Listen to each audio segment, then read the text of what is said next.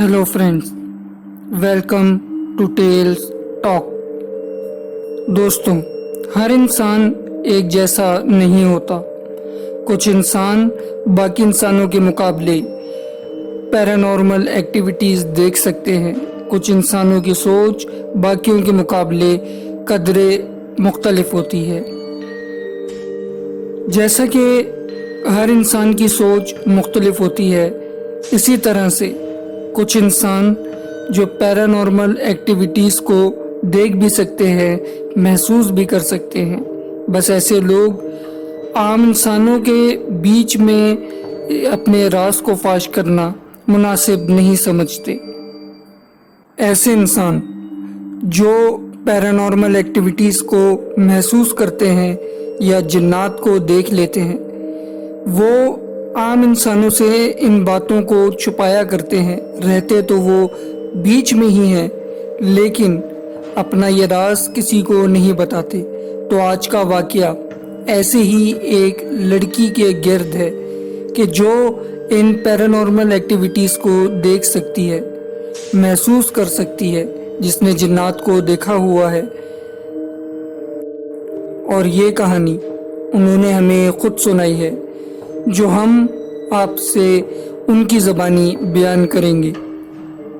तो दोस्तों, वो बताती हैं कि मैं अपने बचपन से ही पैरानॉर्मल एक्टिविटीज़ महसूस कर सकती हूँ और जिन्नात देख सकती हूँ। मुझे पता नहीं क्यों, लेकिन बैठे बैठे बचपन का एक किस्सा याद आ जाता है। आज से 22 से 23 साल पहले, जब मैं तकरीबन 6 साल की थी, ये वाकया उस वक्त का है। मेरे वालिद ने एक घर लिया था नेवल कॉलोनी में। उस वक्त वहाँ पर बहुत कम घर बने हुए थे। दोस्तों, आपको ये बताता चलूँ कि नेवल कॉलोनी कराची में वाक़ है। खैर, हम वहाँ शिफ्ट हो गए। शिफ्ट होते ही पता चला कि बाकी तो सबके घरों में गैस आती है, लेकिन एक सिर्फ हमारा ही घर है जहाँ गैस नहीं आती। मसला भी कोई नहीं था। खैर, बाबा ने सोचा कि काम करवा लेंगे और ठीक करवा लेंगे। जब पानी की तरफ देखा तो पानी की तमाम लाइनें बिछी हुई थी, लेकिन वहाँ पर पानी नहीं आता था। तो जब तक हम वहाँ पर रहे, टैंकर डलवाते रहे। बाकी तो तमाम घरों में गैस और पानी आता था, बस हमारे ही घर में गैस और पानी नहीं आते थे। रात को जब सोते तो किचन से बर्तनों की इतना ज़्यादा शोर की आवाज़ आती कि जैसे कोई किचन में काम कर रहा हो। उस घर में हम सब होते थे, लेकिन उसके बावजूद ऐसा लगता था जैसे सन्नाटा हो। उस घर के एक वॉशरूम से इतनी गंदी स्मेल आती थी जैसे कोई लाश सड़ी हुई पड़ी हो, और वो इतनी तेज़ होती थी कि सारे घर में हर वक्त महसूस होती रहती थी। एक दफ़ा हम सब बच्चे खेल रहे थे तो मैं जाकर सोफ़े पर बैठ गई। तो मैंने महसूस किया कि मेरे साथ कोई आकर बैठा हो।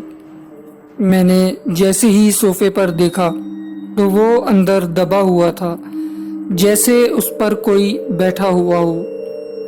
खैर, जितने दिन हम रहे, बाहर से खाना आता था और हमारा घर खाली करने का बिल्कुल भी प्लान नहीं था।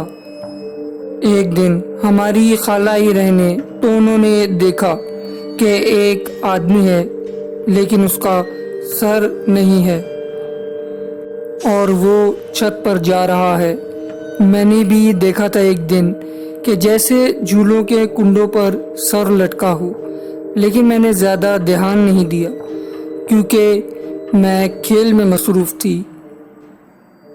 खैर, वहाँ सन्नाटा, शोर, खालीपन और भारीपन सब चीज़ें थी। परेशानी भी उधर बहुत थी। फिर भी हमने 1 महीना गुजार ही लिया।